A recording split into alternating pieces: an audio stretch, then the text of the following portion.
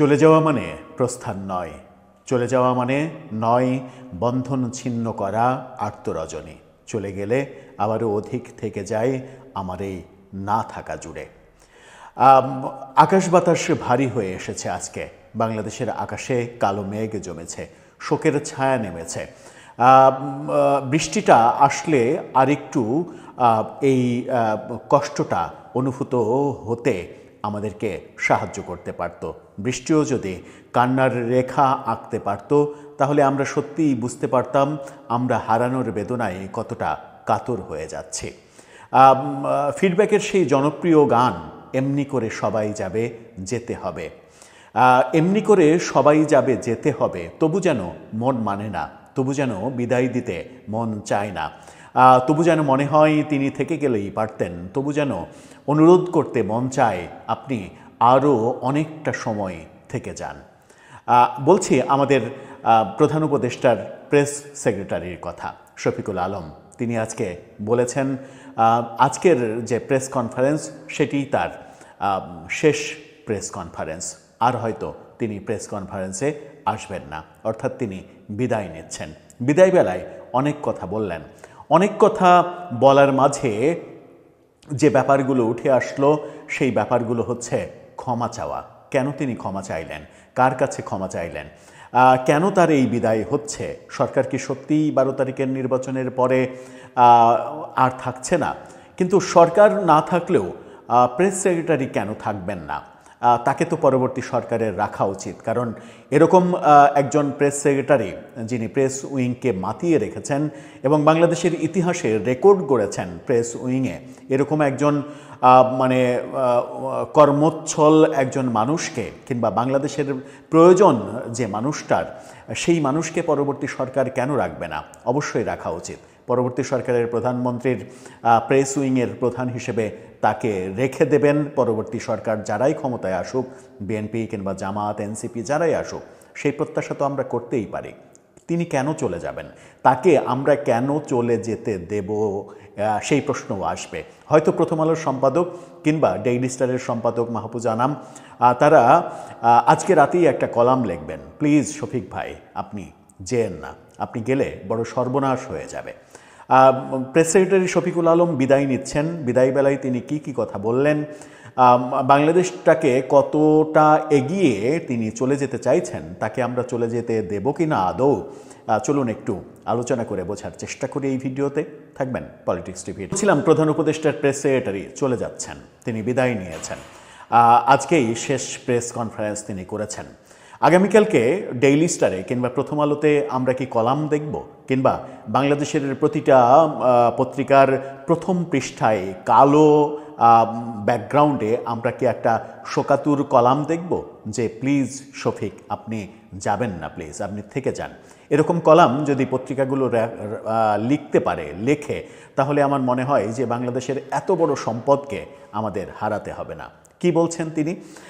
তিনি যেটা বলছেন তাকে নিয়ে একাধিক ফটোকার্ড সামাজিক যোগাযোগ মাধ্যমে বেশ আলোচনার জন্ম দিচ্ছে।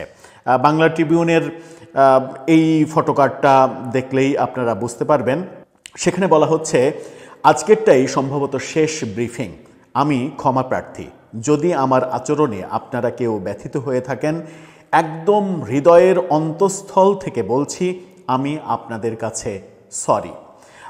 তিনি ক্ষমা চাইলেন, কিন্তু তিনি ক্ষমা চাইলেন কেন? আবার চ্যানেল 24 তাকে নিয়ে একটা ফটোকার্ড করেছে, সেখানে কি অসাধারণভাবে তিনি বলছেন দেখুন, অন্তর্বর্তী সরকারের ব্যর্থতা বলে তেমন কিছুই নেই, 90% পূর্ণ হয়েছে। 90% মানে 100তে যদি 90 মার্ক পাওয়া যায় তাহলে সুপার ডুপার হিট একটা সরকার বলা যেতেই পারে বর্তমান সরকারকে। এরকম একটা হিট, এরকম একটা জনপ্রিয় সাকসেসফুল একটা সরকারের প্রেস উইংয়ের প্রধান হিসেবে দায়িত্ব পালন শেষে তিনি ক্ষমা চাইবেন কেন? কি এমন হয়েছে যে ক্ষমা চাইছেন? বাংলা ট্রিবিউন কি বলছে চলুন একটু জানি। প্রধান উপদেষ্টার প্রেস সেক্রেটারি বলেছেন আজকেরটাই সম্ভবত শেষ ব্রিফিং, আমি আপনাদের কাছে ক্ষমা চাই, আমি আপনাদের কাছে সরি। আজকে ব্রিফিংয়ে সাংবাদিকদের উদ্দেশ্যে শফিকুল আলম বলেছেন আপনাদের কাজটা কতটা ইজি করা যায় সেটাই চেষ্টা করেছি, আমাদের ডিবেটটাই হতো, ওনাদেরকে সাংবাদিক কোন ল্যাঙ্গুয়েজে লিখলে সবাই এটাকে নিতে পারবেন। প্রথম আমাদেরকে নিয়ে আপনাদের একটা কোশ্চেন ছিল আমরা ইংরেজিতে কেন প্রেস রিলিজ দিই, তারপরে আমরা যতটা সম্ভব বাংলাতে দিয়েছি। তিনি আরও বলেছেন প্রত্যেকটা ঘটনার সঙ্গে সঙ্গে আমরা গভর্নমেন্টের অবস্থান আপনাদেরকে জানিয়েছি, খুব দ্রুত আপনাদেরকে জানিয়েছি। আমি একে আগে ফোন দিয়ে জানিয়ে দিয়েছি যে আমরা এটা নিতে যাচ্ছি, এমন কেউ বলতে পারবে না। অর্থাৎ আমরা কাউকে পক্ষপাত করিনি, আমরা কাউকে আগে ফোন দিয়ে এরকম বলিনি সেই পত্রিকা এগিয়ে থাকবে নিউজের দিক থেকে, এরকম কিছু করিনি। যা করেছি ওপেনলি সবার মাঝে করেছি। উপপ্রেস সচিব আজাদ মজুমদার বলেছেন ধন্যবাদ আপনাদেরকে, বিশেষ করে আপনারা সবাই সহযোগিতা করেছেন। আমরা কি করেছি সেটা বলেছি, পার্টিকুলারলি আপনাদের দিক থেকেও আমরা বেশ সহযোগিতা পেয়েছি। সিনিয়র প্রেস সচিব ফয়েজ আহমেদ বলেছেন আজাদ ভাই ও শফিক ভাই আমার থেকে প্রেস উইংয়ের সিনিয়র, আমি অনেক পরে জয়েন করেছি। আমি প্রেস উইংয়ে প্রায় 13 মাসের মতো কাজ করেছি।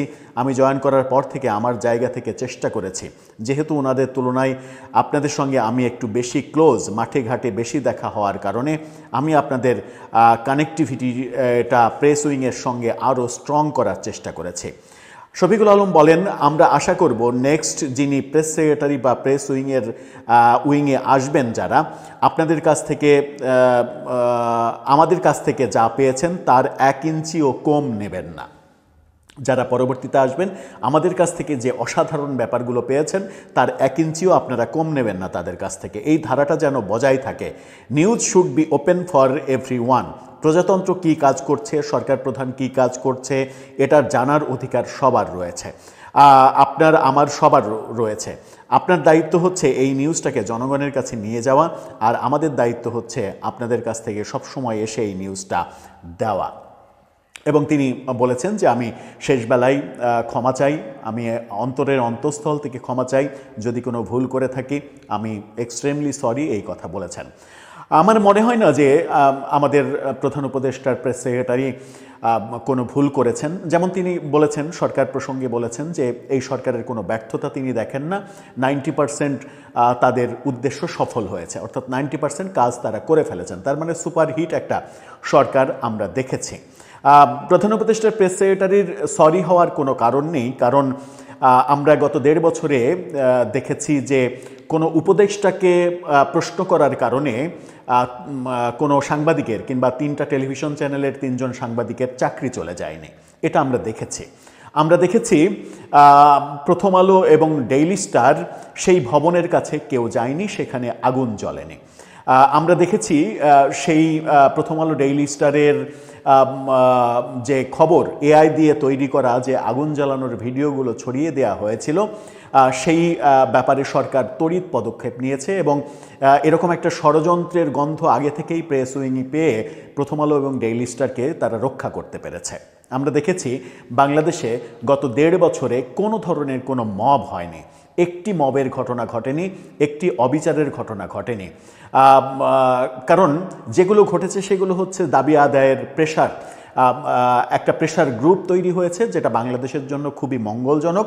তারা বিভিন্ন জায়গায় গিয়ে আওয়ামী লীগ ধরেছে, একে ধরেছে, ওকে ধরেছে, ওর কাছ থেকে টাকা নিয়েছে, ওর কাছ থেকে টাকা নিয়েছে, বিভিন্ন রকমের ঘটনা ঘটেছে। এই ঘটনাগুলো কোনোভাবেই মবের মধ্যে পড়ে না এবং মবের কোনো ঘটনা আমরা দেখিনি। সারা দেশে শতাধিক যে মাজার, সেই মাজার একটা মাজারও আক্রান্ত হতে দেখিনি। শত শত মাজার তা মানে খুবই সুরক্ষা দিতে দেখেছি সরকারকে, এবং সরকারের প্রেস উইংকে আমরা দেখেছি যে খুবই গর্ব করে বলতে যে এই ধরনের কোনো ঘটনা তারা ঘটতে দেননি, অর্থাৎ মাজার আক্রমণের কোনো ঘটনা ঘটেনি। আমরা দেখেছি যে গোয়ালন্দে নুরাল পাগলার যে আস্তানা, সেখান থেকে নুরাল পাগলার লাশ তুলে পুড়িয়ে দেওয়ার ঘটনা ঘটেনি। আমরা দেখেছি মাইলস্টোন কলেজে বিমান দুর্ঘটনার পরে 2 জন উপদেষ্টা এবং প্রেস সেক্রেটারিকে সবাই মানে ওখানকার ছাত্ররা খুবই ভালোভাবে তাদেরকে গ্রহণ করেছে, তাদের সঙ্গে কথা বলেছে। প্রেস সেক্রেটারি এবং 2 জন উপদেষ্টা যা বলেছেন তাই ছাত্ররা শুনেছে। এই 3 জনকে মাইলস্টোনের ছাত্রছাত্রীরা 9 ঘন্টা অবরুদ্ধ করে রাখেনি। এগুলো আমরা দেখেছি যে এই ঘটনাগুলো ঘটেনি। এবং বাংলাদেশে lakh lakh billion billion dollar বিনিয়োগ এসেছে গত 1.5 বছরে, এবং বিনিয়োগের জন্য বিডার চেয়ারম্যান যাকে নিযুক্ত করা হয়েছে তিনি প্রচণ্ড সফল হয়েছেন, এবং সফলতা উদযাপন করার জন্য গত 16ই ডিসেম্বর তিনি 15,000 ফুট উপর থেকে বিমান থেকে প্যারাশুট দিয়ে লাফ দিয়ে সেটাকে উদযাপন করেছেন। বিনিয়োগের সফলতা উদযাপন করা হয়েছে। আমরা দেখেছি যে আমাদের চট্টগ্রাম বন্দর বিদেশিদের কাছে তুলে দেওয়ার কোনো ধরনের কোনো উদ্যোগ নেওয়া হয়নি যেগুলো বাংলাদেশের স্বার্থ বিরোধী হতে পারে। আমরা দেখেছি আমেরিকার নামে জাতিসংঘকে, মানে জাতিসংঘের নামে আমেরিকাকে করিডোর দেওয়ার কোনো ধরনের কোনো চেষ্টা করেনি এই সরকার, কিংবা সেই চেষ্টাকে মানে কি বলবো জাস্টিফাই করার চেষ্টা বাংলাদেশের প্রেস উইং থেকে করা হয়নি। আমরা দেখেছি যে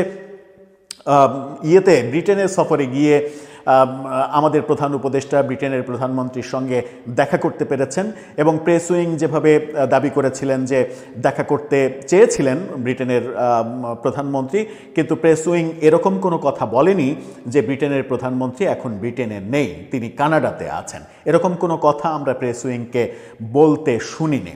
আমরা প্রেস উইংকে কোনোভাবেই ভাবে বলতে শুনিনি, এরকম কথা বলতে শুনিনি যে যারা মব করে তারাই সরকারের বিরুদ্ধে মব করছে। এই ধরনের কোনো কথা প্রেস উইং থেকে আমরা বলতে শুনিনি। আমরা এত এত এত এত সফলতার পরেও যখন একজন মানে এরকম একজন সফল মানুষ বিদায় নেন, তখন আমাদের অশ্রুসিক্ত নয়নে বলতেই হয় প্লিজ আর কিছুটা সময়, কিংবা পরবর্তী সরকারের 5টা বছর এই সরকার না থাকলেও পরবর্তী এটা যেহেতু একটা মানে রাষ্ট্রীয় একটা পদ, প্রধানমন্ত্রীর প্রেস উইং, সেই উইং তো থাকতেই পারে। পরবর্তী প্রধানমন্ত্রীর প্রতি আমরা আবেদন রাখতেই পারি, আমরা জোরালো আবেদন রাখতে পারি যে এই প্রেস উইং এত কর্মোচ্ছল, এত পারঙ্গম এবং এতটা সফল একটা প্রেস উইংকে অবশ্যই রেখে দেয়া উচিত, যারা কোনোভাবেই কোনো ধরনের কোনো নেগেটিভ কর্মকাণ্ড যাদের দ্বারা আমরা গত 1.5 বছরে দেখিনি।